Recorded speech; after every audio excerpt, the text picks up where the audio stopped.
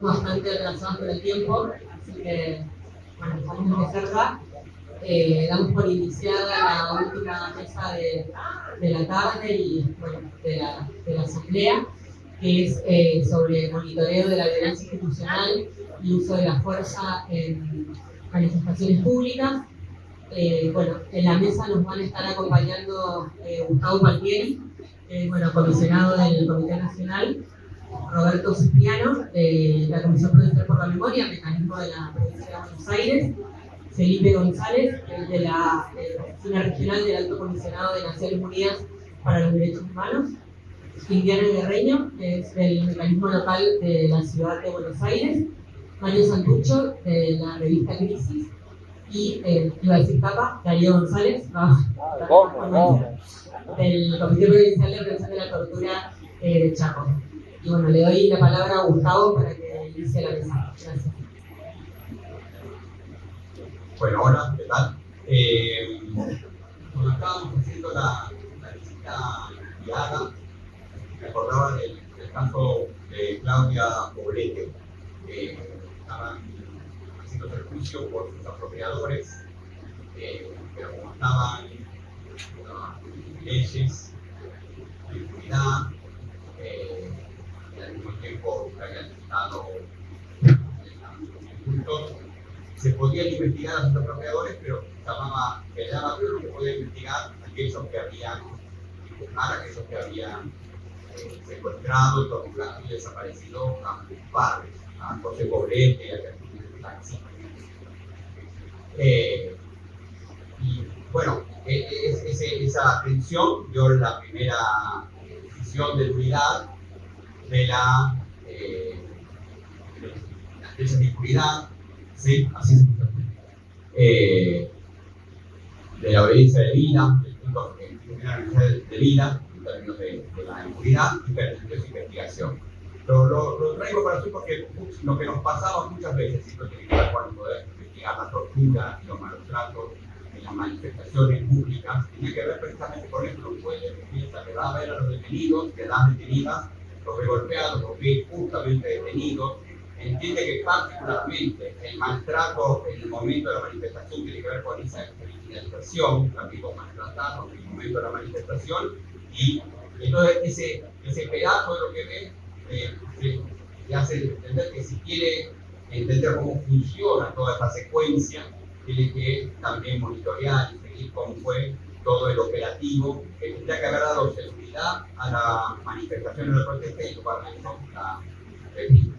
las comparaciones son distintas, en términos de niveles, pero tiene que ver con esto, poder entender, poder avanzar, pero nuestro mandato tiene que ver con poder entenderlo a las causas que tienen que ver precisamente con la prevención.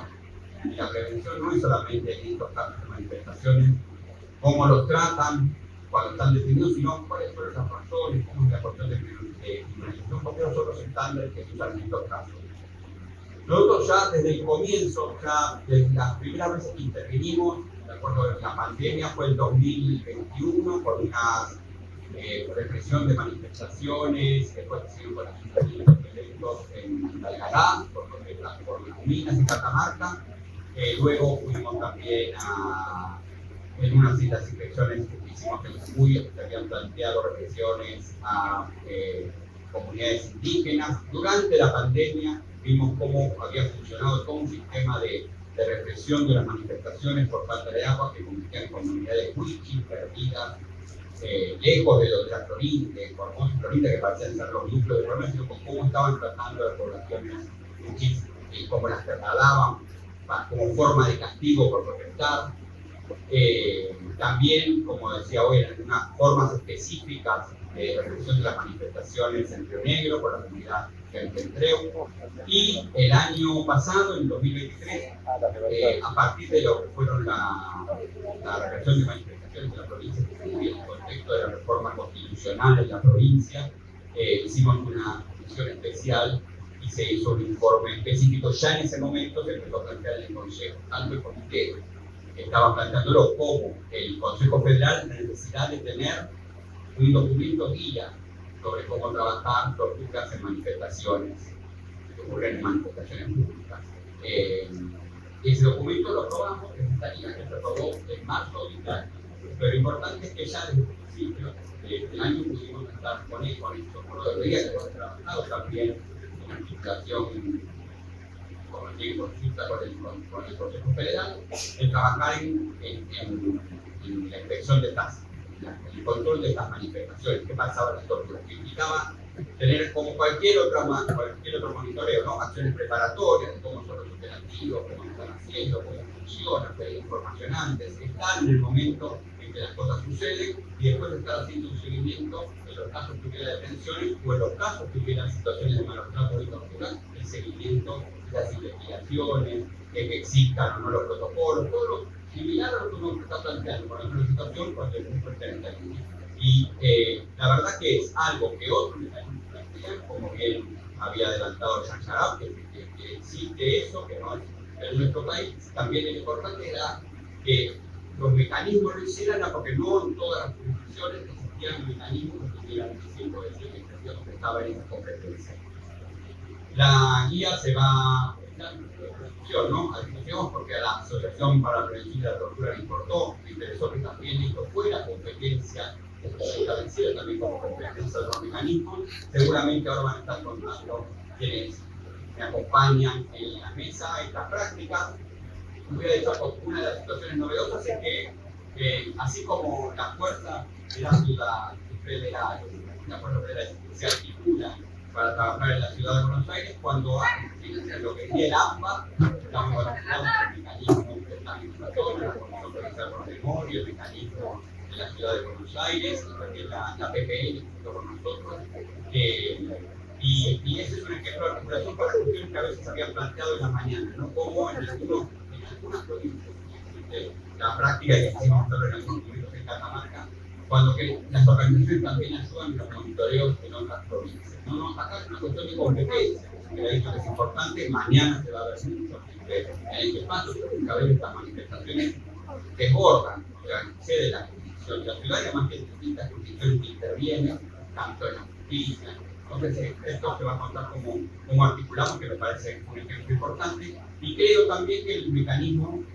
federal, nosotros que nos conversamos con los mecanismos, también tendríamos que poder empezar a hacer guías de recuperación también en la mañana, de otros momentos también donde la represión fuera, la tortura fuera del espacio de encierro, para entender la necesidad de esto. Para poner un ejemplo, cuando uno va a comisarías de barrios populares, ve que la forma de funcionamiento y el maltrato de esas comisarías tiene que ver con una manera de ejercer la seguridad y el maltrato, ¿no?, en ese barrio. Entonces, cuando lo hicimos algunas veces, cuando va a tener reuniones con las organizaciones barriales, ve que esto que ve la comisaría tiene para entenderlo, tiene también un espacio en el territorio de esa comisaría interna. Entonces le paso la palabra a Darío. Gracias.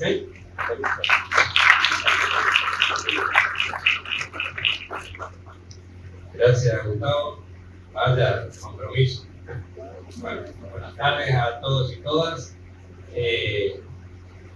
Muchas gracias por el honor de compartir este espacio con esta mesa, con este panel y con todos ustedes que han venido de distintos lugares del país para participar de esta 7ª Asamblea Nacional del Sistema Nacional de Prevención de la Tortura. A mí me toca, en mi condición de presidente del mecanismo de Chaco, tengo la responsabilidad de hablar por el primer mecanismo local que fue creado en la República Argentina. Tenemos 12 años de trayectoria, van 3 mandatos que vamos a cumplir, el tercer mandato a mitad del año que viene. Y entonces todos saben que tenemos el mejor equipo de comunicación del país. Una imagen vale más que 10 palabras. Yo aproveché de pedir al equipo que haga un trabajito con unas fotos de trabajo que hicimos durante este año, que en algún momento lo van a empezar a pasar y lo que sepan de qué es, digamos, todo lo que tiene que ver con protesta social. Simplemente voy a retomar algo que comentaba hoy para completar información institucional. Como dije, nosotros somos 5 comisionados. Empezamos en en el 2012, 3 mandatos. Tenemos en lo que hace a violencia institucional distintas líneas de monitoreo, las clásicas, digamos, contexto de encierro en cárceles, comisarías, las RAM, con residencia de adultos mayores, ECA, en nuestra provincia son los espacios convivenciales alternativos que se alojan las infancias, salud mental, consumo problemático, bueno, protesta social, empezamos en el año 2023, el tema del abordaje territorial a comunidades indígenas que se menciona anteriormente, y también nos dedicamos, digamos, entre otras cosas, a la parte de querellas, que tiene que ver con casos de violencia institucional. Tenemos varios casos, llevamos más de 23 querellas de violencia institucional, la mayoría brutalidad policial, muerte en custodia.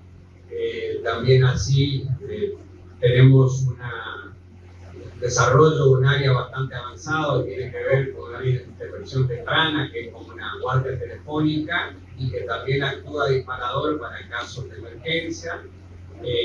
Esto lo impulsamos cuando empezamos nuestro mandato actual, con muy buenos resultados, porque canaliza también todos los contactos con personas privadas de libertad, familiares, y ahora tiene mucho que ver también con un canal directo de demanda de los sectores sociales que organizan la protesta.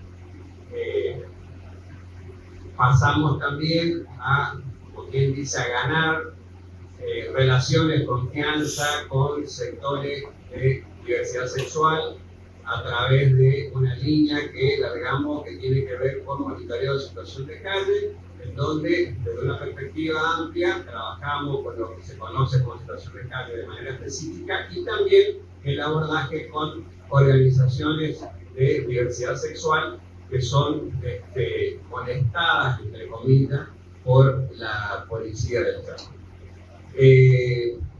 Para entrar en el tema tenemos poco tiempo, así que voy a acelerar para que Meli no me tenga que cortar. Nosotros armamos un equipo de protesta social, tomamos obviamente las directrices que sacó ACNUD, la guía del comité,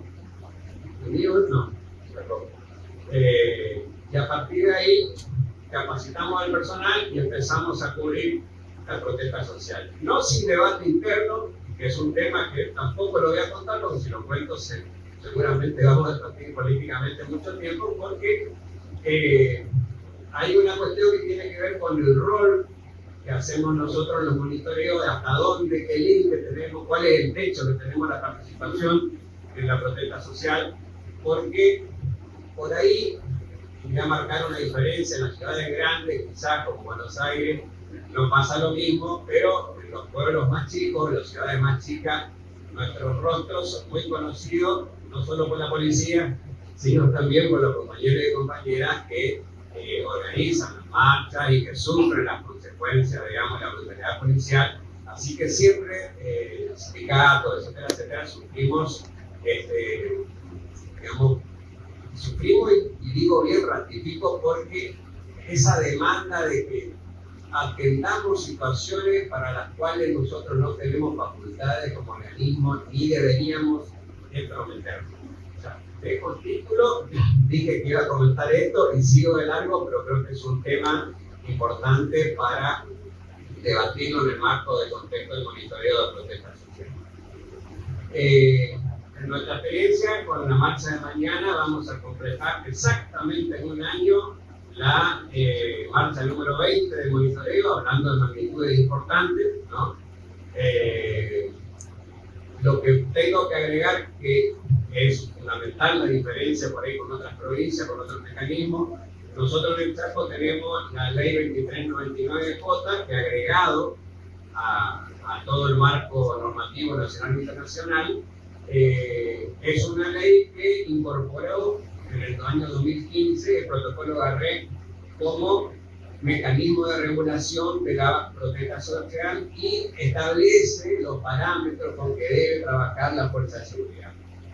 Además decirles, no se dieron cuenta que obviamente la ley es muy interesante, desde la perspectiva de derechos humanos cumple con todos los estándares y obliga a las fuerzas de seguridad a hacer todo lo que normalmente no hacen, digamos, ¿no? O sea, una vez notificada de la marcha o protesta social que se va a llevar adelante, que por lo general, paréntesis, la mayoría de la protesta social tiene que ver o tiene como base la desigualdad económica. O sea, no son marchas y reclamos que vengan de anhelos, de sueños que tienen que ver con otro tipo de reivindicaciones, sino que la base es lo que emerge de un modelo injusto de implementación económica, política, social, y que a partir de ahí los movimientos sociales, sindicatos, agrupaciones se movilizan para resolver.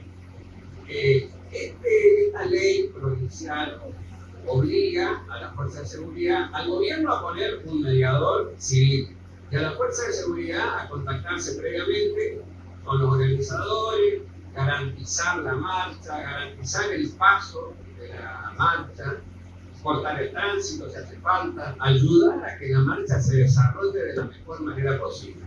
Sería eso, en muy pocas palabras, accesible lo que dice esta ley. Obviamente, siempre nos costó, más allá de cualquier gobierno, que esto se cumpla, pero lo veníamos llevando bien hasta que pasaron cosas. Entonces se enteraron que hubo cambio en el Chaco y a nivel nacional, y evidentemente tenemos una situación que es confusa porque hay un discurso político de las autoridades provinciales que incorpora el discurso del protocolo antipiquete que colisiona directamente con esta ley que yo hago mención. O sea, el protocolo Bullrich en Chaco no rige, es ilegal, digamos, no sería ilegal absolutamente.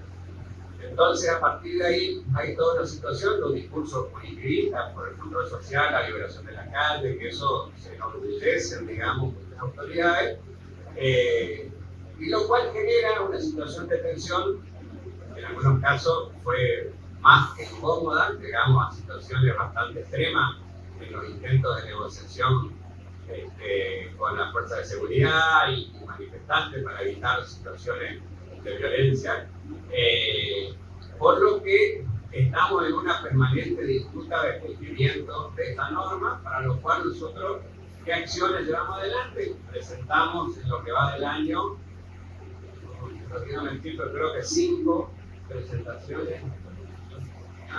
20 minutos me queda eso. Habeas corpus y denuncias.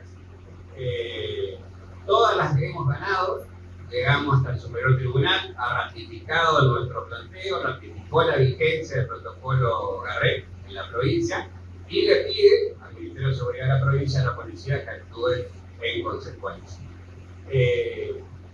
Esto, desde lo legal, estamos cubiertos, digamos, lo político y lo social, hay una legitimación por el accionar de las organizaciones sociales y el accionar del comité, pero lo que queda, y con esto termino, vuelvo a un punto que es central, es la cuestión política. Hay un discurso político que rompe la legalidad, rompe la normativa, pero ese discurso político es, digamos, bien recibido, legitimado y acompañado por una parte importante de la sociedad, comerciantes, típicos taxistas que me trajo hoy, que dice, bueno, yo ahora laburo porque acá no se corta más, antes no podíamos trabajar, entonces, bueno, ganan ese tipo de consenso.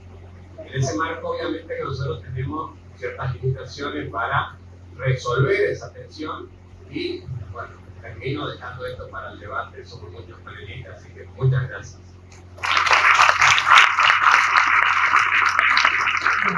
Muchas gracias.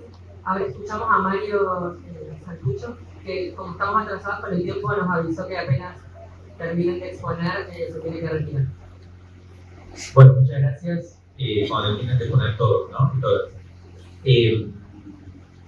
Yo soy Mario, como decía, soy de la revista Crisis, y vengo a contar un poco, me han pedido los compañeros del comité que cuento un poco la experiencia que estamos desarrollando, sobre todo de este año, que impulsamos desde la revista, pero que hacemos con un montón de colectivos y de experiencias, digamos, de la sociedad civil en general, y que es, nosotros le llamamos archivo de la represión en Argentina, ¿no? En realidad se piensa como un archivo, pero es una experiencia práctica, concreta de monitoreo de la represión a la protesta social en vivo, con una cobertura que hacemos para tratar de no solo registrar cómo es la represión y tomar evidencia, digamos, adquirir evidencia de cómo es la represión, sino también para entender un poco cuál es la lógica represiva, ¿no? Partiendo de la base de que a partir de diciembre del año pasado, y sobre todo durante todo este año,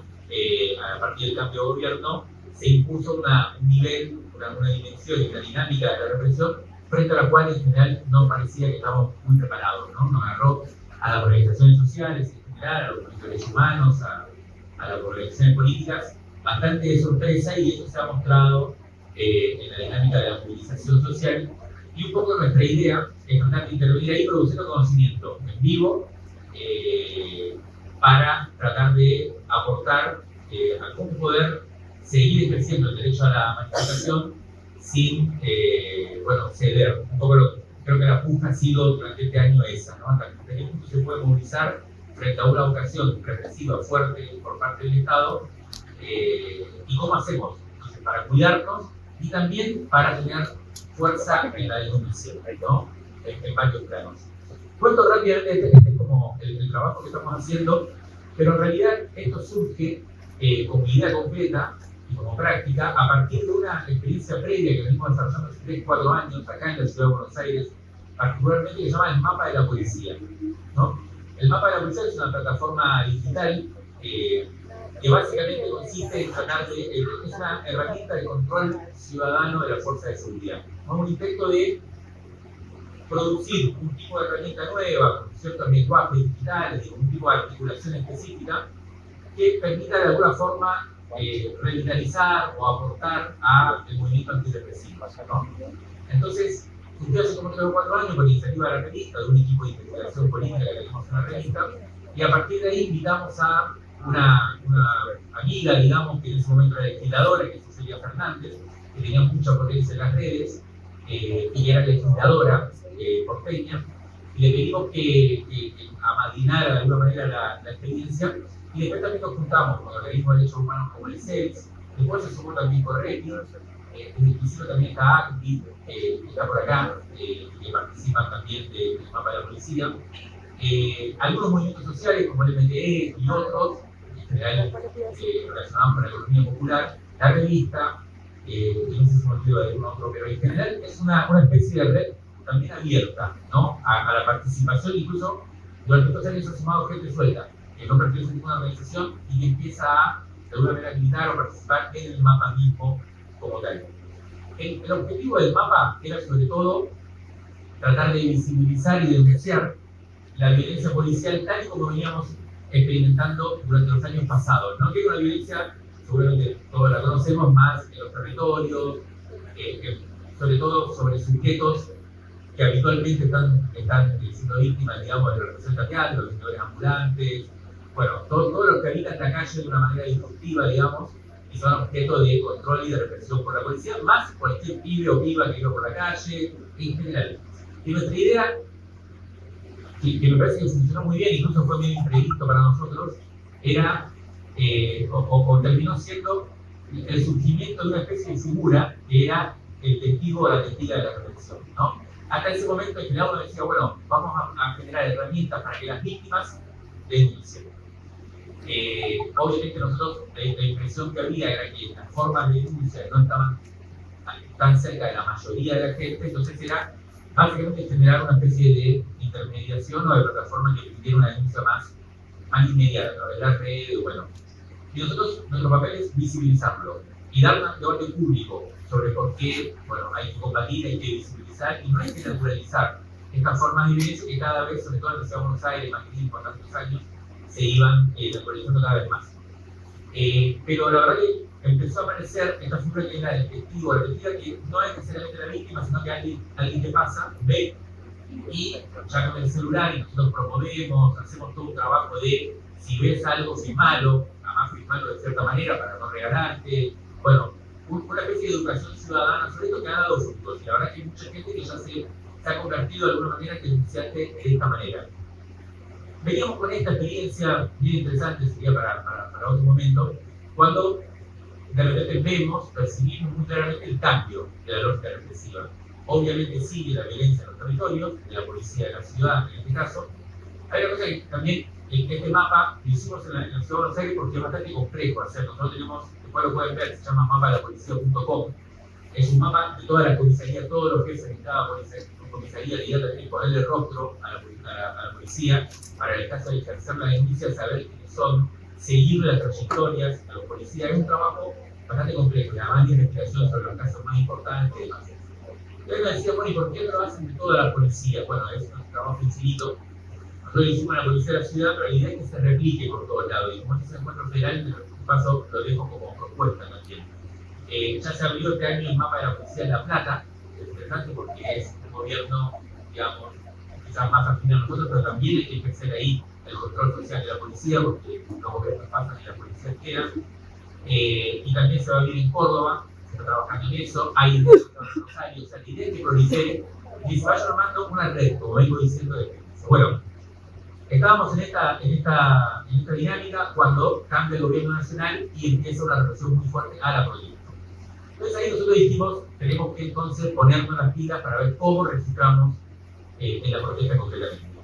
Y ahí salimos a convocar a través de un método que hoy está circulando bastante en otros países, se llama básicamente arquitectura forense. No lo voy a explicar demasiado, pero probablemente van a ver la reminiscencia con la antropología forense. En este caso es arquitectura forense, que es la reconstrucción de hechos públicos, de acontecimientos políticos a través de la reunión de muchas imágenes.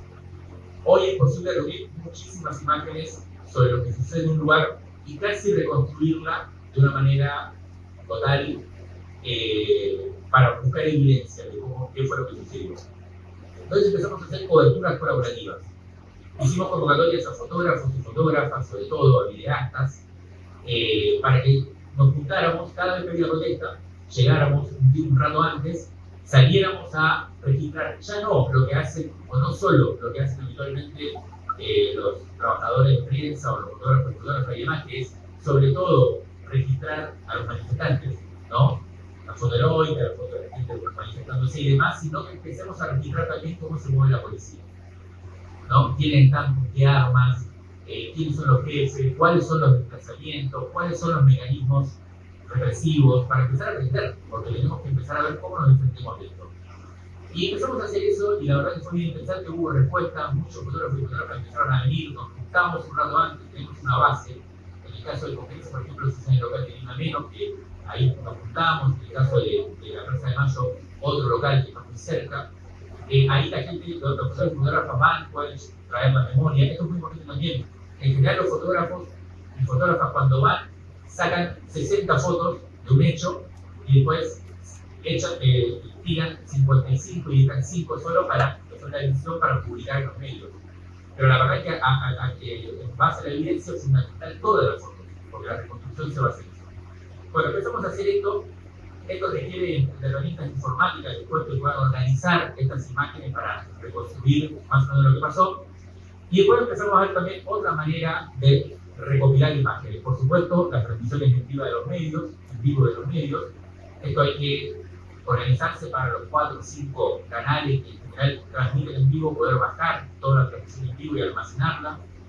Después también mucha gente, manifestantes, gente que participa de la protesta, que saca los celulares y que filma, y que tiene muchas imágenes. Esto después muchas van a las redes, otras no. Entonces hacemos una convocatoria para la gente que va y filme, primero que filmen. También esta educación ciudadana, vamos, que tenemos el celular, podemos registrar, y después tener esta conciencia de reunirla, que hay un lugar donde todo esto se puede reunir y tener. Y después también hay, el objetivo es ver las cámaras de seguridad de las ciudades, ¿no? Que son policiales y no solo. Y ahí hay que pensar, entonces estamos pensando cómo acceder a estas imágenes de las cámaras de seguridad, que también son un banco importante de imágenes para reunir.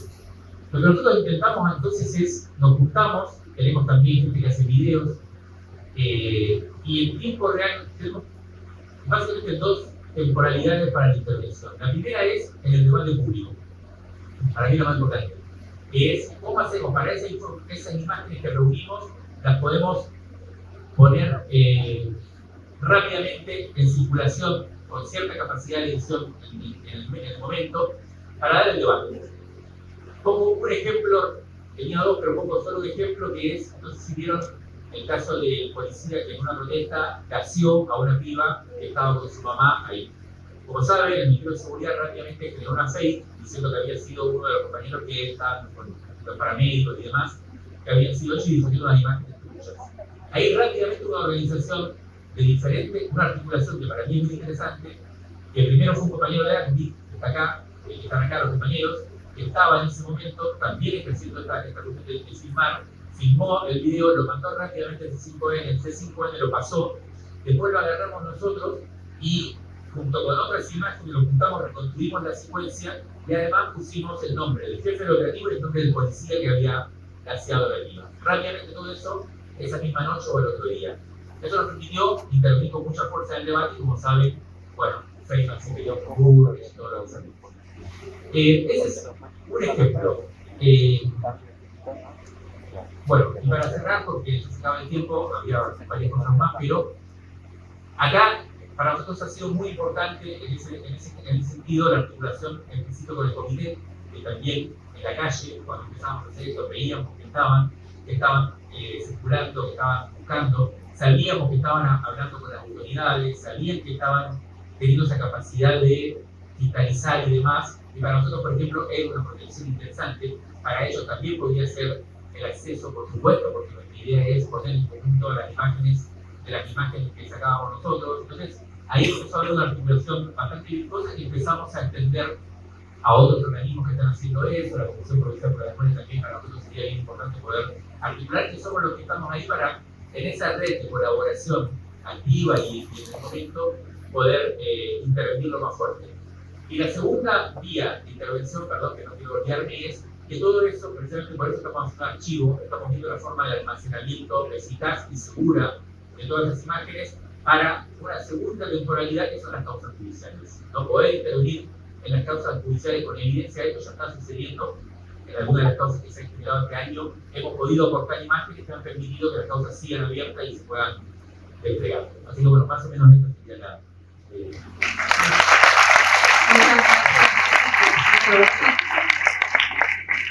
Bueno, buenas tardes a todos.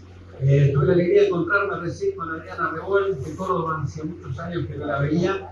Quería destacarlo porque las luchas contra la tortura en Argentina vienen de muy lejos. Esta institucionalidad del sistema profesional de tortura se ha armado hace relativamente muy poco. Hay que reconocer en Adriana una enorme militante por las personas privadas por derecho, las personas privadas de libertad, tanto ella como Gladys Rodríguez de Eugenio, fallecida, la Prema, por ella, mujeres que en soledad contra sistemas muy cerrados y muy duros han dado una batalla profesional, así que, como siempre,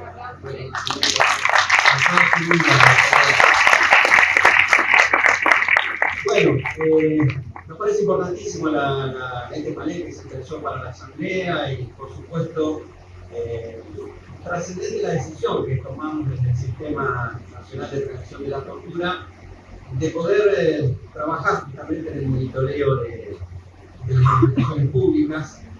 No es menor en tiempos políticos complejos, de partidos políticos detonados, la estampida de las estructuras partidarias. Bueno, haber tomado esa decisión que no fue fácil, que fue discutida, que fue con diferencias, que fue con dificultades no solo en los respectivos fondos, también en la estrategia y la táctica, que hoy el sistema institucionalmente asuma la tarea de monitoreo de la protesta social.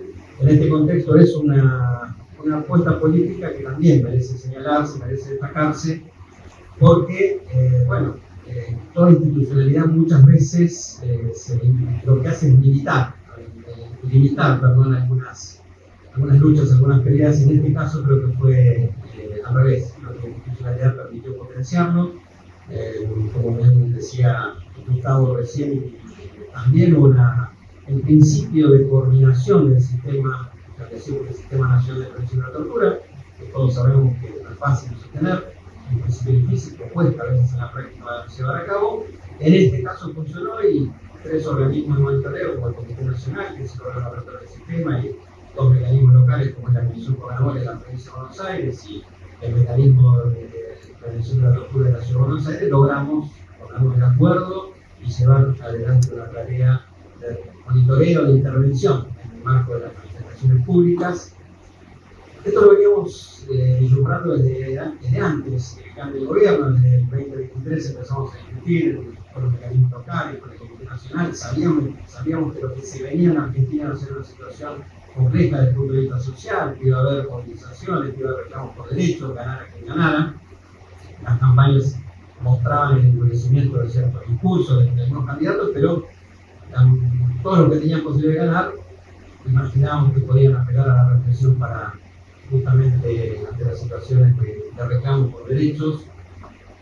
Lamentablemente, lo que temíamos pasó, a un gobierno que asumió políticamente un modelo económico neoliberal que generó una enorme retención en materia de derechos humanos, 60% casi de pobreza en Argentina, 17% de personas indigentes, restricciones de todos los derechos que pensemos, hay restricciones de limitación del Estado, recursos que se destinan a otras cosas.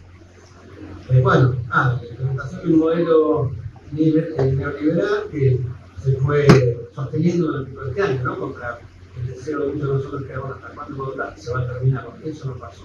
Y en eso quiero también entonces destacar la importancia que tuvo el Comité Nacional liderar esta pelea, la guía que se construyó para mecanismos locales en el momento de la protesta fue también una herramienta importante. Nosotros desde la Comisión también construimos una guía para justamente trabajar, ¿no? Todo este proyecto político del Gobierno Nacional contó con el desarrollo de un andamiaje normativo que se fue construyendo durante el año, que fue muy pensado, muy meticulosamente pensado, con mucha precisión. El primero de todos, y que fue lo que motivó nuestra rápida organización de este monitoreo, fue justamente el protocolo antipiquetes, pensado para claramente limitar el ejercicio de los derechos de expresión, manifestación, petición a las autoridades. Pero no fue solo el protocolo antipiquete. Pudimos ver también en el envío del proyecto de ley bases, en las modificaciones legales que intentaron, cómo criminalizar aún más el uso del Código Penal, la modificación, el intento de modificación del artículo 194 del Código Penal, la cuestión de obstrucción o entorpecimiento de la vida pública, o una incorporación de un 194 que ampliaba los sujetos alcanzados por la persecución penal a todos aquellos que prestaban colaboración para la organización de manifestaciones, ¿no? El que alquilaba el micro, el que difundía la manifestación, todos iban a estar alcanzados por esa persecución. Y también la propuesta de modificación del artículo 237 y 238 que agravaba las penas de delito de estado de resistencia a la autoridad de 6 meses a 2 años de prisión, que deben pasar de 4 a 6 años.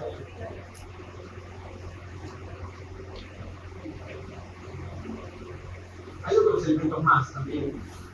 El decreto 497 del 2004, que creó el registro público de personas vinculadas a actos de terrorismo, su financiamiento, ¿no? Quienes se pensaran como una amenaza actual o potencial a la seguridad de la nación. La amplitud de este decreto, ¿no? Que viene a estar en la medida de esas mesuradas definiciones del Ejecutivo Nacional en relación a qué considerar terrorismo, porque en varias oportunidades el Gobierno Nacional calificó de terroristas o intentos de sedición a quienes manifestaban, ¿no? Quienes se manifestaban contra la ley base, por ejemplo, públicamente los acusó de terroristas. Todas las modificaciones a la reglamentación del uso de armas de fuego menos letales, esto también fue un retroceso importante. Esto incluso amplió el uso de estas armas a las fuerzas policiales y de seguridad federales, a la Policía Nacional, a la Prefectura, a la Policía de Seguridad Aeroportuaria. Y también en materia de inteligencia, la reforma que se llevó a cabo también estuvo pensada directamente en relación a cómo utilizar esas herramientas para la represión de la protesta, ¿no? Todas estas medidas que revierten la prohibición a realizar tareas que auxiliares de la justicia, a los agentes de inteligencia, o incluso la posibilidad que ahora tienen los agentes de inteligencia de remitir de oficio información de inteligencia a la justicia ante la detección de posibles delitos. Son herramientas pensadas también para justamente criminalizar la protesta social. Y a eso le agregamos la resolución 710-24, que crea la unidad de inteligencia artificial aplicada a la seguridad, que es el patrullaje de redes que también están llevando a cabo.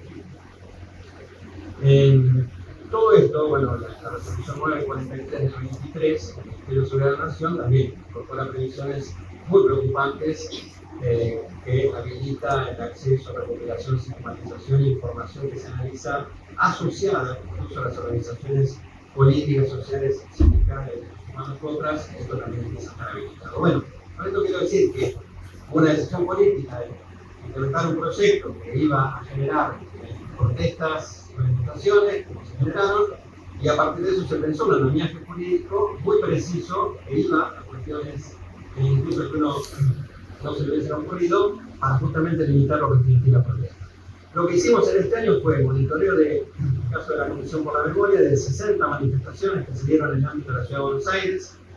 Esas 60 manifestaciones fueron coordinadas por el Instituto Nacional con el mecanismo de Cava, y de esas, seguramente no son todas, habrá habido algunas más sectoriales en Capital que no monitoreamos, pero de las monitoreadas en esas 60, en 17 registramos hechos de represión, un 28,3% del total, casi en una de cada 3 manifestaciones se repitió. Este despliegue de la violencia estatal sí pudimos observar que fue un despliegue selectivo, no fue una represión masiva a todo el mundo.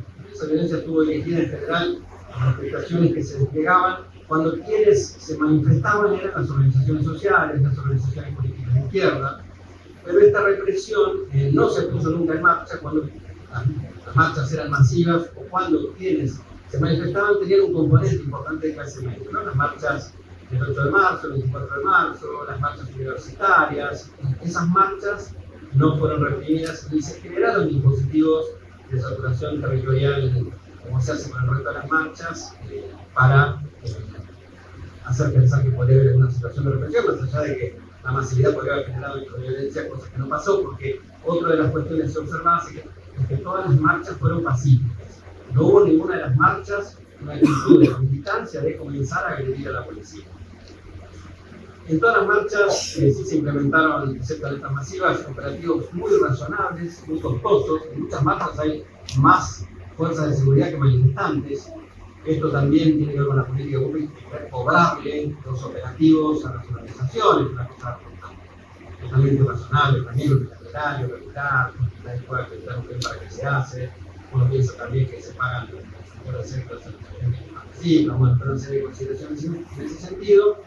Y también como modalidad que sí ampliaron la intervención, las fuerzas que intervinieron no fue solo la Policía Federal o la Policía Nacional de Buenos Aires, sino que se suma a estos operativos la Gendarmería Nacional, la Prefectura Naval Argentina, la Policía Aeroportuaria, que, bueno, esta cantidad de oportunidades, ¿no?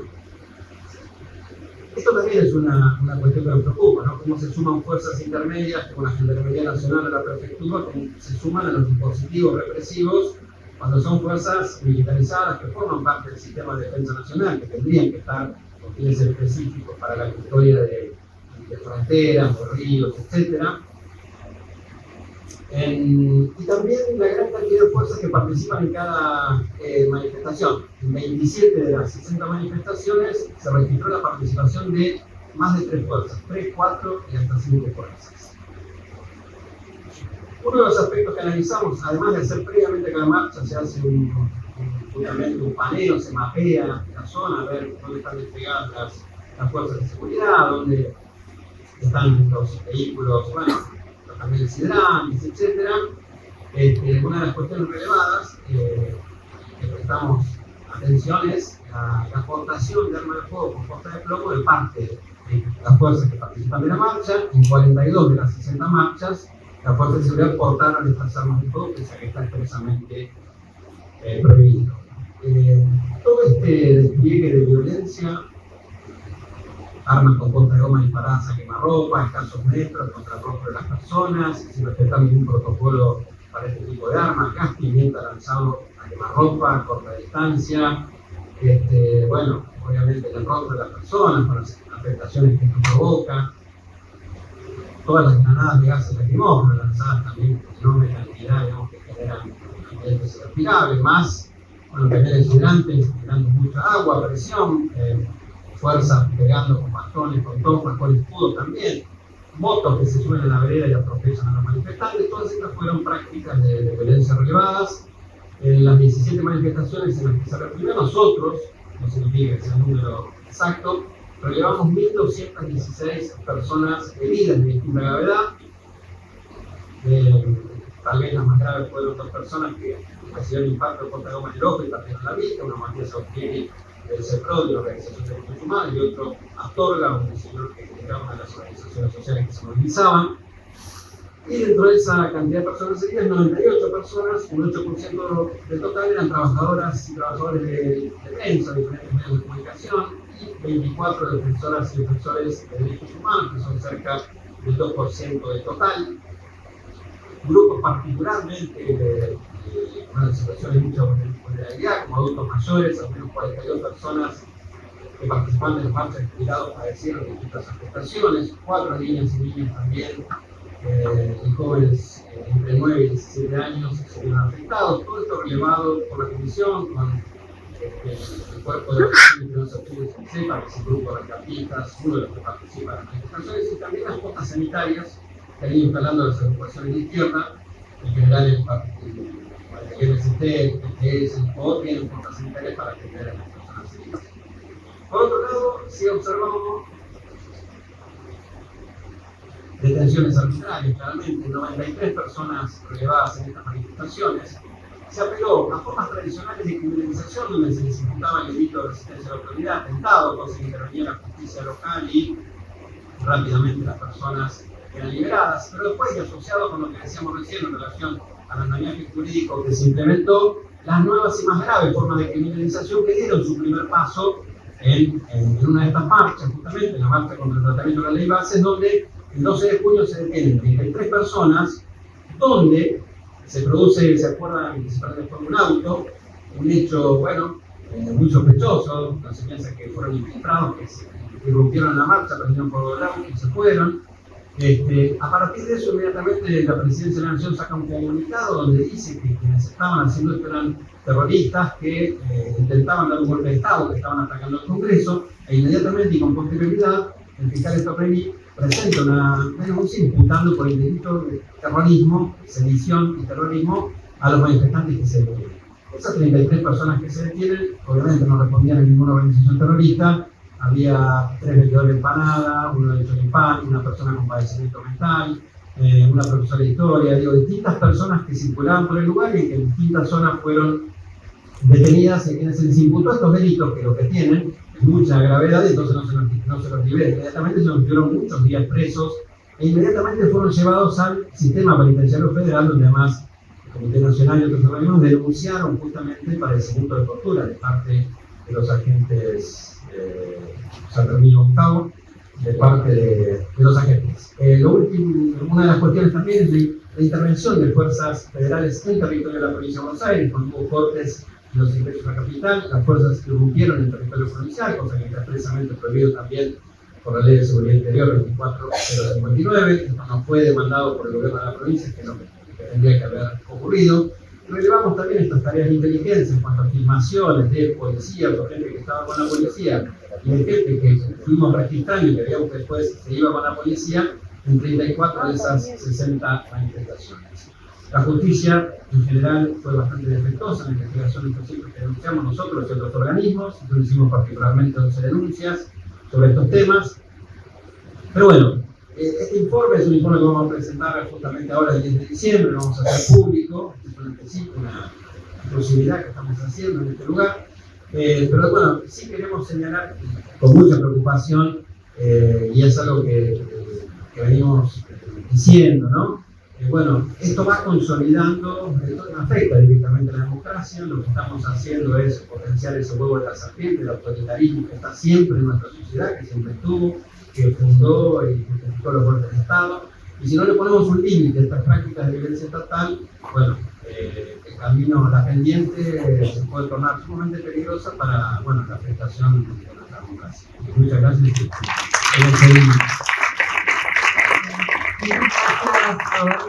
De paso agrego comentó que, bueno, desde el comité fuimos a ver a las personas que habían detenido en la marcha de protesta por el tema de la ley de bases, que hicimos un monitoreo justamente y después concurrimos a un monitoreo de las distintas unidades de todas las personas alojadas y el informe ya es público, está en la página web del comité.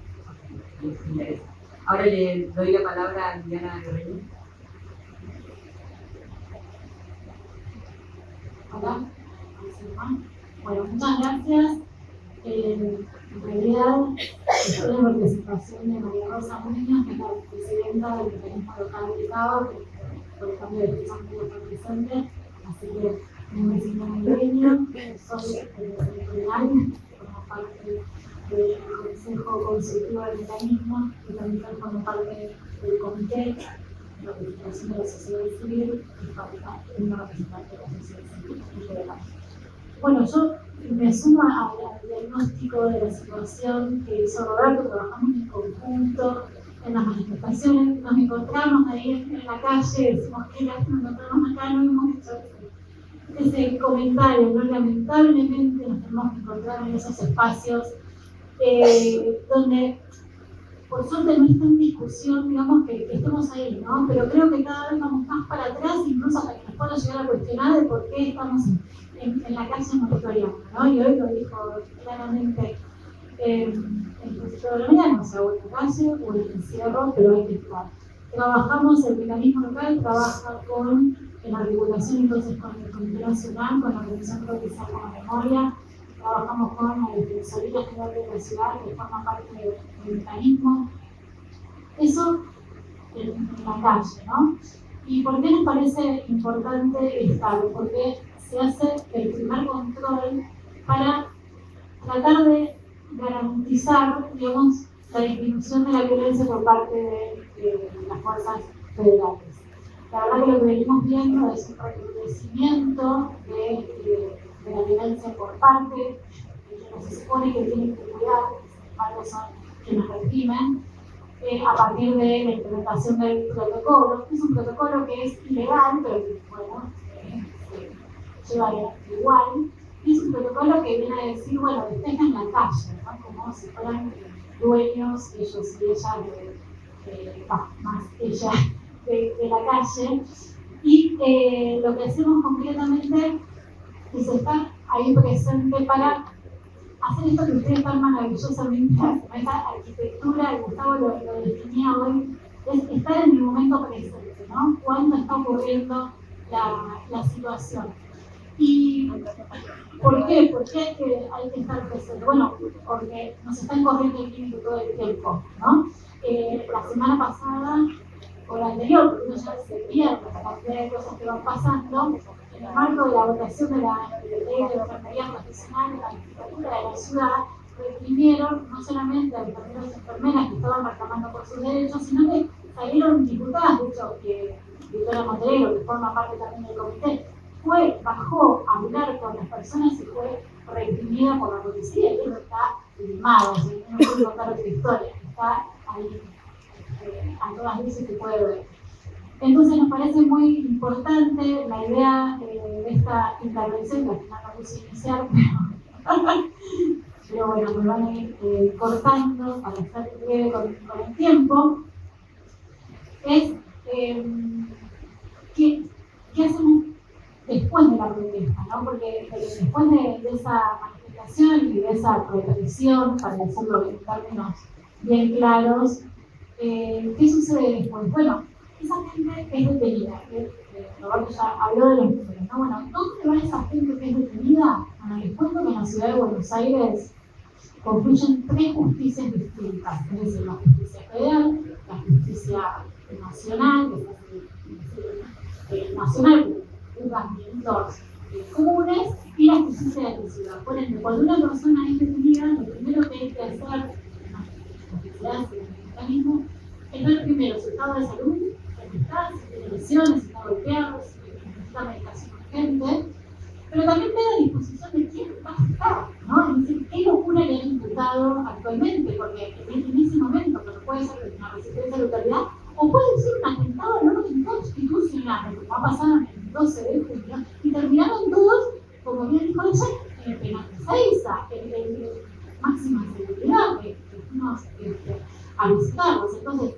estas calificaciones, que uno pensaría, bueno, las fuerzas federales no tienen límite, va a llegar a la justicia y la justicia se va a comportar, bueno, a veces claramente no. Entonces, lo primero que hay que hacer es ver si esa persona a disposición tiene esa derecho. Si presenta lesiones o no. ¿Por qué? Porque del otro lado, justamente como todo se transmite en tiempo real, están los familiares, las familias diferentes que ven en vivo, en ocasiones, cómo su ser querido está siendo detenido y no saben a dónde va a estar y cuánto tiempo va a permanecer privado de libertad. Y esto nos lleva al otro punto, ¿no? Esa persona, si ingresa a las comisarías de la ciudad, les cuento, las comisarías encargadas de la ciudad hay actualmente, hoy, no quiero ser exacta con el número, 2.196 personas donde no debería haber ninguna, donde no hay espacio para ninguna. 2.000 personas, ¿no? En condiciones, por supuesto, paupérrimas, ¿no?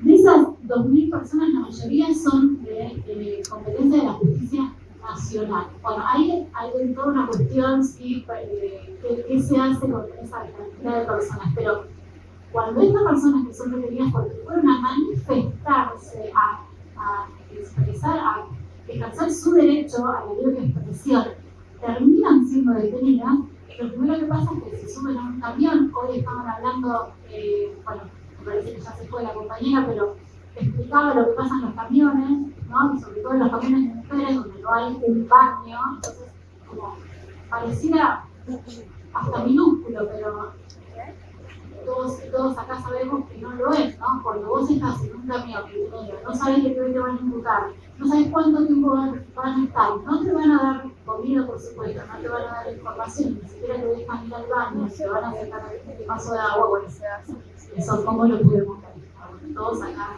sabemos qué pasa, ¿no? Entonces, la intervención es estar ahí, es estar subiendo al camión, ver a las personas, conversar con las personas, darles la información, todo en articulación con la Defensoría de la Ciudad, con la Procuración Penitenciaria de la Nación también, porque como les comentaba, o sea, como confluyen diferentes jurisdicciones, entonces tenemos que estar también trabajando con la Defensoría General de la Nación, con el programa de condición de cárceles.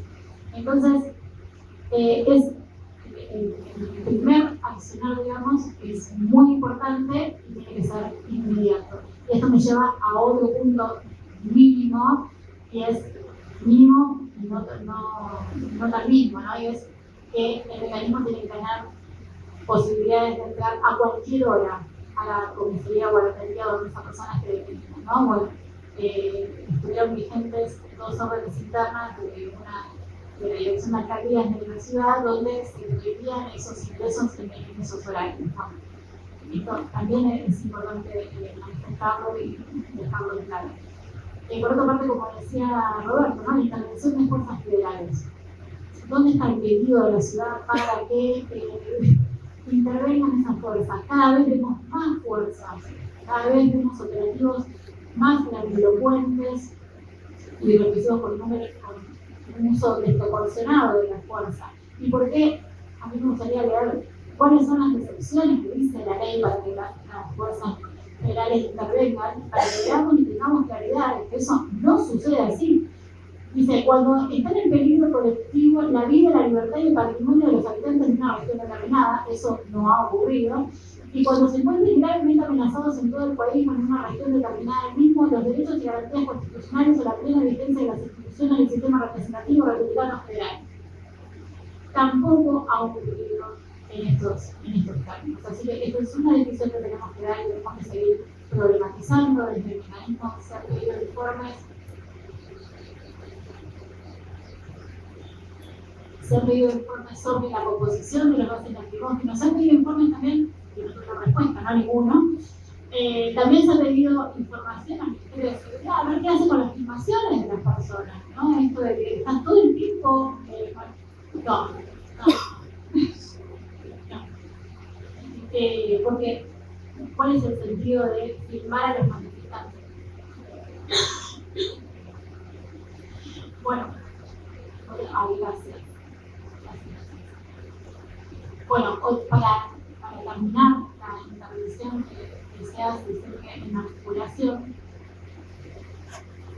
lo que se hace es un monitoreo constante hasta que se llega a la soltura, que finalmente es dentro de las 24 horas, a excepción de lo que pasó el 12 de junio, que fueron con una calificación legal totalmente arbitraria, fueron llevadas esas personas a las cárceles federales de máxima seguridad.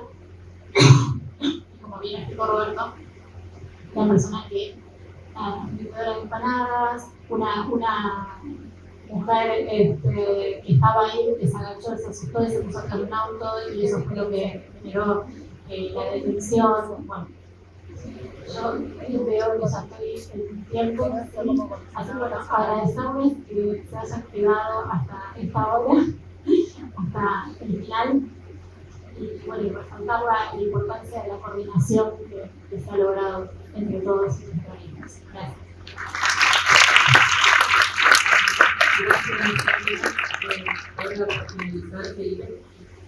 Muchas gracias. Tengo una cosa que decir antes de partir. En primer lugar, agradezco la invitación que se hizo a la Oficina Regional para América del Sur del Alto Comisionado. Para nosotros, en verdad, un honor poder estar acá, poder compartir nuestra experiencia, lo que como oficina podemos ver en los países que cubrimos, que como sabrán, cubrimos 7 países, por partir del sur hacia arriba, si me acuerdo de todos, tenemos Chile, Bolivia, Ecuador, Brasil, Paraguay, Uruguay y Argentina. Creo que lo dije todo, así que dicho eso, agradezco, reitero la invitación, y también a nivel también personal agradecer el lugar donde me invitaron. Les digo muy de Felipe González que recorrer los pasillos que hay acá cuando uno va al baño, cuando uno va a buscar un café, te hace recordar, y la extrema también.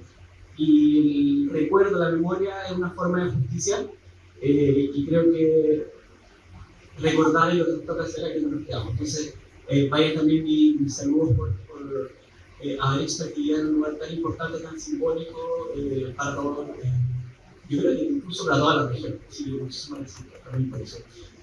Tengo algunos apuntes que me hice acá. Espero que no se me olvide nada y espero también no pasarme en el tiempo. Pero lo primero que quiero decirles es que también agradezco la actitud que ha tenido, o más que la actitud, la iniciativa que ha tenido el Comité Nacional y también los mecanismos locales de extender un mandato de la prevención de la tortura no solamente a los lugares de privación de libertad. Porque yo creo que todos sabemos que la tortura no se limita únicamente a los centros de detención. La tortura puede existir y puede ocurrir en cualquier lugar donde se aplique la fuerza. Fuerza que obviamente a nivel constitucional y legal se le ha otorgado únicamente a funcionarios estatales, a funcionarios de la Nación Cumplida de ley. De manera que es bueno que también ampliemos nuestra perspectiva, nuestra labor hacia otros lugares en donde efectivamente puede ocurrir tortura. Y de ahí que también vayan mi agradecimiento a la labor que están realizando. Y por último, partiendo, también reconocer la importancia de la labor de observación.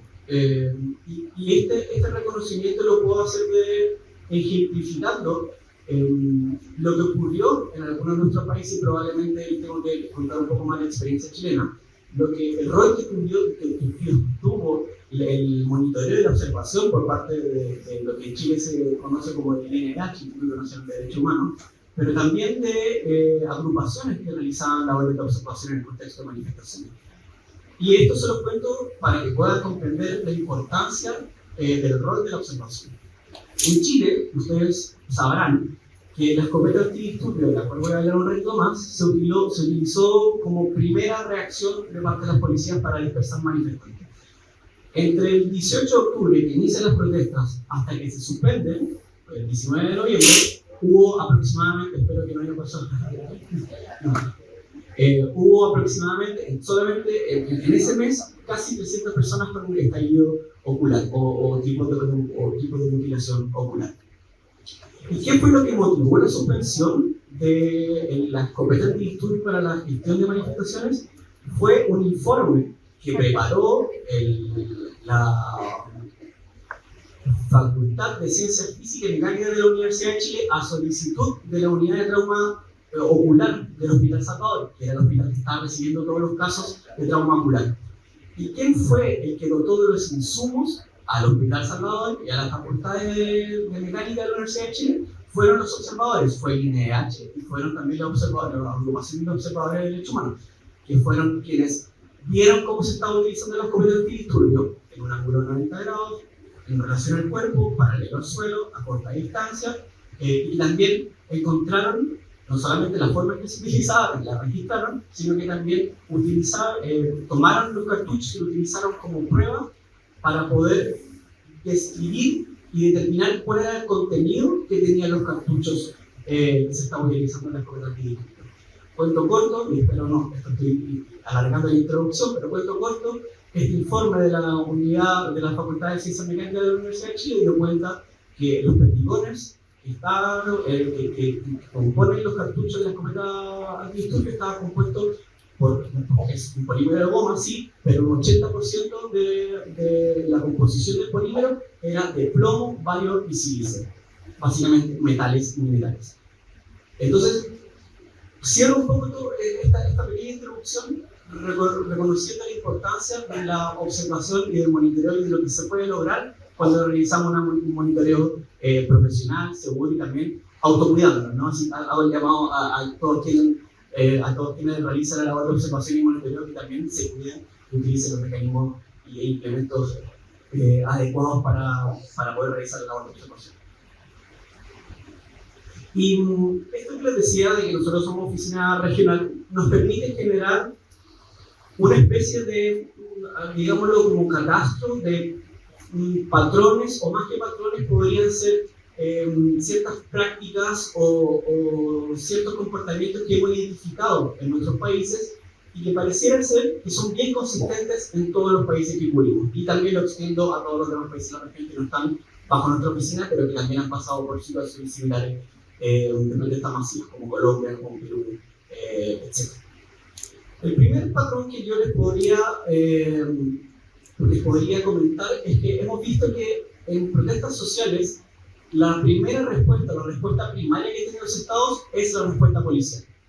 Y esta respuesta policial tiene mucho que ver con que la protesta social en sí misma se aborda desde una perspectiva o de un paradigma de orden público. Se considera la protesta social como una cuestión de orden público que tiene que ser neutralizada, que tiene que ser dispersada, y no como una cuestión de lo que sí corresponde, que es el ejercicio de un derecho. Entonces, se confunde el abordaje de la protesta social no como el ejercicio de un derecho, que debiese ser, sino como una cuestión de orden público y como tal necesita la actuación policial para poder abordar esta cuestión de orden público. Es necesario, por tanto, restablecer. Y este paradigma de orden público sobre la protesta social también nos lleva a caer en una discusión que, en mi opinión, yo podría decir que es una discusión que no tiene mucho contenido, mucho peso, que es qué derecho está por encima del otro. Este conflicto que existe entre la libertad de circulación y la realización de actividades cotidianas y el derecho a reunión y el presupuesto material del derecho a la protesta social. Y entramos en esta discusión. ¿Qué derecho está por encima del otro? Y la respuesta es rápida. Desde el estándar internacional no hay conflicto de derechos.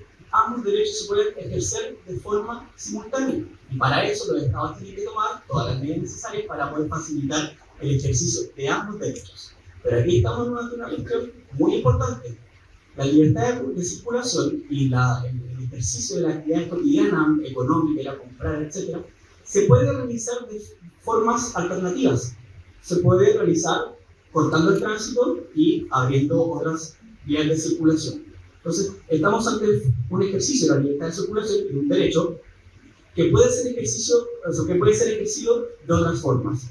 Pero el derecho a la protesta social, con este elemento disruptor de lo cotidiano, que es tal cual como lo señala la observación general 37 del Comité de Derechos Humanos, este elemento disruptor de lo cotidiano, insisto, se puede sustituir.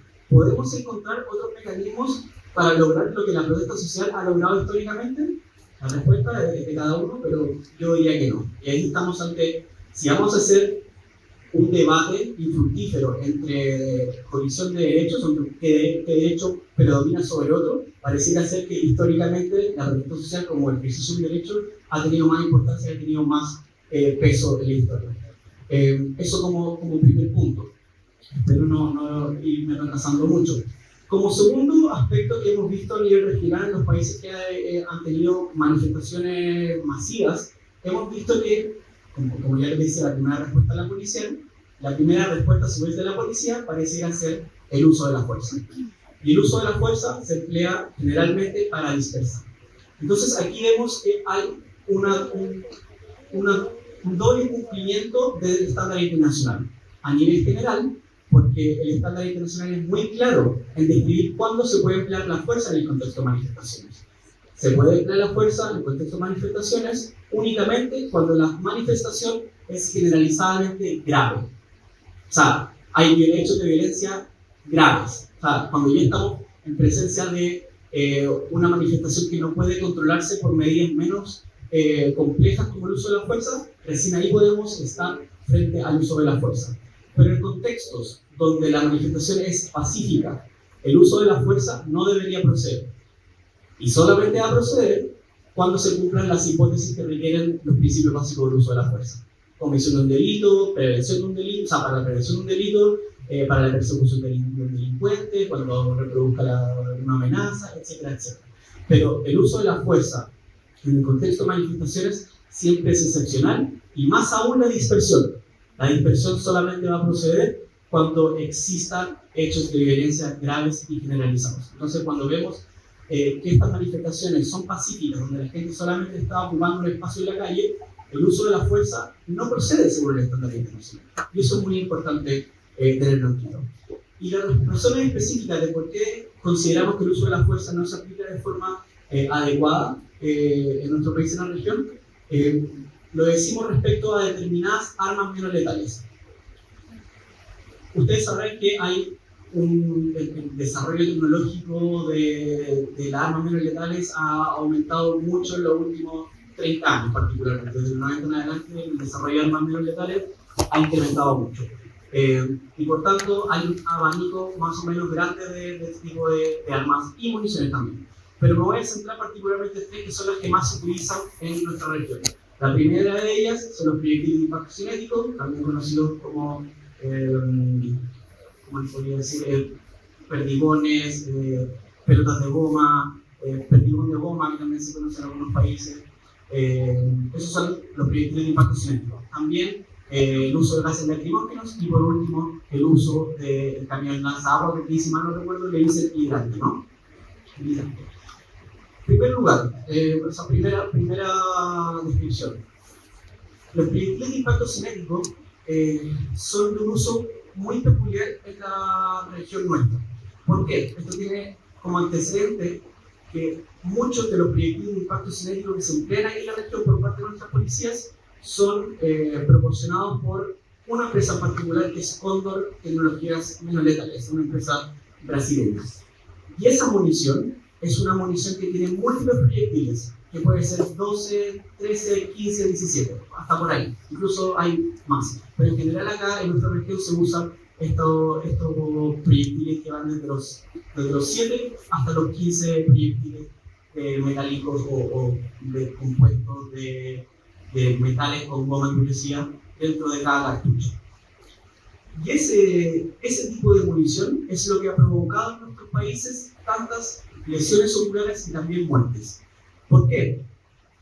Porque el proyectil de impacto cinético, el que se utiliza en el control de manifestaciones, se usa primero para dispersar manifestantes. Eso no procede. O sea, lo primero que tengo que decir respecto al uso del perdigón antidisturbio es que no procede para la dispersión de manifestantes. No es un arma y no es una munición adecuada para la gestión de manifestación. Primero, hay una razón. La primera, a corta distancia es letal o potencialmente letal. A menos de 10 metros ya estamos hablando de una eventual lesión letal o potencialmente letal de una persona.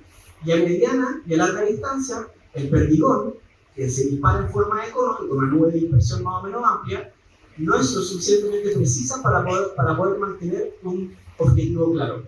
Y como además la escopeta antidisturbio no tiene, ¿cuál es el término castellano? No tiene el cañón, no tiene hilo, ¿no? ¿Cómo se le llama? No tiene. Bueno, pero finalmente todas las armas tienen un cañón que le da ¿cómo? No. Que los cañones estrías. La escopeta antidisturbio no tiene estrías en el cañón y por tanto no genera ninguna posibilidad de poder dar seguimiento a la munición que sale proyectada de la escopeta antidisturbio. Entonces ese es otro gran problema de este tipo de munición. Y obviamente el gran problema de esta munición es el uso indebido. Hemos visto en otros países donde hemos tenido lesionados por este tipo de munición que la escopeta antidisturbio, como mencioné en un principio, se dispara en un ángulo perpendicular al cuerpo, o sea, en un ángulo de 90 grados, se dispara en paralelo al suelo y a cortas distancias. Y eso es lo que nos ha generado en nuestros países de la región una gran cantidad de personas heridas. Segundo arma, o más que arma en este caso, es un dispositivo para el uso de la fuerza menos letal, es el hidrante. El hidrante en general en nuestra región se ha utilizado no solamente para dispersar manifestantes, aun cuando no se deba, sino también para hacer copamiento de los lugares, para evitar que la gente llegue a un lugar, transite por el lugar y obviamente se manifieste. Las lesiones que hemos visto en los países de nuestra región por el uso inadecuado del camión lanzagua son muchas, no son pocas. En Chile incluso hay una persona que quedó en coma porque recibió el impacto del camión lanzagua a 2 metros, a full chorro, full presión del agua, y lo dejó en coma por varios meses. Entonces, el uso del camión lanzagua también es algo que se ve de forma más o menos permanente como usado inmediatamente. Y por último les quería mencionar el uso de gases lacrimógenos, que también se mal utiliza, y la principal forma de mala utilización que hemos visto del uso de gases lacrimógenos es cuando se utiliza el gas lacrimógeno a distancia, el cartucho a distancia lanzado por escopeta lanzagas, que es un cartucho que será más grande que esto, más largo que esto, pero que no se utiliza como debiese ser, en parábola, a distancia, a más de 50 metros, para retardar la explosión del cartucho y liberar el agente lacrimógeno, sino que se utiliza como proyectil de impacto cinético. Esto lo hemos visto en Ecuador, lo hemos visto en Chile, lo hemos visto también en Colombia, en donde se ha utilizado, mal utilizado, los cartuchos de gas lacrimógeno como proyectiles de impacto cinético. Y todo esto lo cierro con una idea que hemos venido conversando en la oficina de cuán naturalizado tenemos el uso de este tipo de armas en nuestra región, en nuestros países. Y les quiero dar un ejemplo de esto, de la naturalización, de cuán común es para nosotros ser sujetos, o que van a protestar, ser sujetos o ser testigos de cómo se usa este tipo de armas y medios para el uso de la fuerza. En algún momento tuve que buscar buenas prácticas de gestión policial en materia de manifestación. Y llegué a la policía de Irlanda del Norte, me quedan 2 minutos, me quedan como policía. Y solo como ejemplo, les quería decir que en 2021, en el The Guardian, no sé si conocen el diario The Guardian, salió una noticia que las protestas de Belfast del 2021, que fueron súper álgidas, fue portada del The Guardian que al 7º día de las protestas en Belfast se había utilizado el camión lanzagua. Recién al 7º día se había empleado el camión lanzagua. Y el párrafo de abajo dice: la policía de Belfast ha utilizado el camión lanzagua por primera vez en 6 años. Esto no es mentira, la busqué porque dije, no puedo ir sin el testimonio adecuado. Aquí está la noticia de 2021, que estaba encontrado en el tío probablemente, pero nos da a entender un poco cuán naturalizado y cuán cotidiano es para nosotros el uso de este tipo de armas, municiones y dispositivos para el uso de la fuerza menos letal. Y esto también tiene mucho que ver con la mala regulación o la nula regulación que existe en nuestros países de este tipo de armas. Y si hay regulación, muchas veces la redactan las propias policías, y si no hay, o si tienen, no son lo suficientemente adecuadas al estándar internacional. Voy a apurar un poquito porque yo sé que me quedan 2 minutos, pero es un poquito más. Otro problema que hemos visto en la región, rendición de cuentas. Probablemente la falta de rendición de cuentas, no la rendición de cuentas permanente, la falta de rendición de cuentas. La falta de rendición de cuentas probablemente es lo que permite que las violaciones de derechos humanos en el contexto de manifestaciones se produzcan una y otra vez. Porque los presupuestos materiales se van manteniendo. Si no tienes policías que no son responsables o no rinden cuenta de la labor que realizan, y sus superiores tampoco, probablemente para la próxima manifestación vas a tener un comportamiento actual. Y ahí hay un problema. Las policías en general no comprenden de forma adecuada qué es la rendición de cuentas. La rendición de cuentas no es únicamente la determinación de responsabilidad penal, o sea, en penal del funcionario policial o del encargado del escuadrón. La rendición de cuentas es un proceso mucho más complejo que nos incluye a todos nosotros, organismos internacionales, sociedad civil, mecanismos nacionales de prevención de la tortura, porque es exigir que las fuerzas de seguridad, y esto valga la redundancia, rindan cuenta de sus actos, sobre todo en toda decisión y omisión también de emplear la fuerza. Y ahí tienen que entender las policías, y esto es algo que me gusta mucho comentar a las propias policías cuando trabajo con ellas, es que la rendición de cuentas es probablemente la consecuencia más natural de tener el monopolio exclusivo del uso de la fuerza. Si tú eres un funcionario encargado de hacer cumplir la ley y tienes el monopolio exclusivo y nadie más tiene ese monopolio que tú, lo mínimo que tienes que esperar es que tienes que rendir cuenta de ese uso de la fuerza. Entonces, un poco comprender que la falta de rendición de cuentas también es una condición material que permite o que facilita que existan nuevas violaciones de derechos humanos en otros contextos o en otras manifestaciones. Me permito finalizar, me permito un poquito más de tiempo, finalizando con la idea, ahí yo creo que estoy parafraseando a Tapa Rodríguez, parafraseándolo porque lo describió muy bien. Las obligaciones de los estados y de sus funcionarios en particular, de la agentes policiales en el contexto de manifestaciones, no es dispersar, no es disparar no disparar, evitar que las personas se reúnan en determinado lugar, no es ocupamiento, no. Su primera obligación en materia de control y gestión de manifestaciones es la facilitación de la manifestación. Esa es su obligación principal. La facilitación de manifestaciones es lo que permite, en teoría, que pueden usar la fuerza para poder facilitar la manifestación de evidencia, se manifiesten de forma pacífica. Entonces, no es la dispersión, no es el uso de la fuerza generalizado, sino que es la facilitación de parte de los manifestantes pacíficos.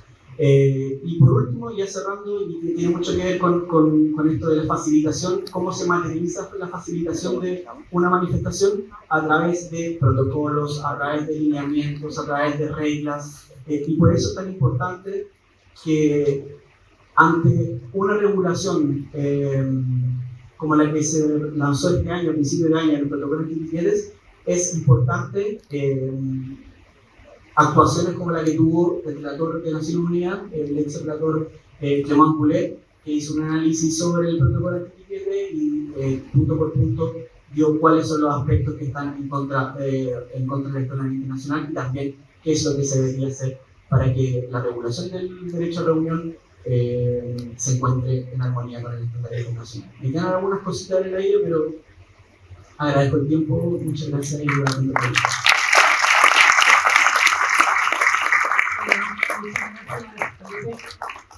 La verdad que estamos muy mal de tiempo, también por respeto al tiempo de las personas que tienen que hacer el cierre de la casa.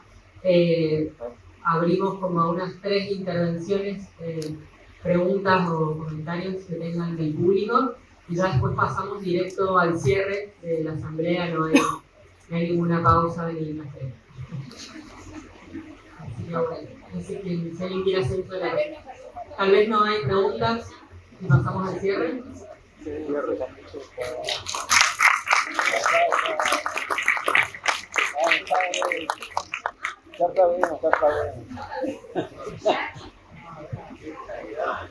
Son demasiado claras. Que mañana, Ya con todo lo que han dicho.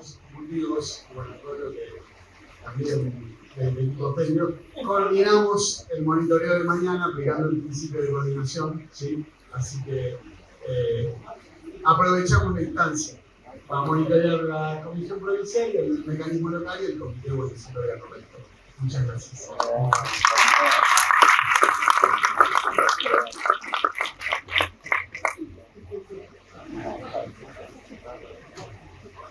Si no hay preguntas, son las personas que van a hacer el cierre, bien. No se ve, ya.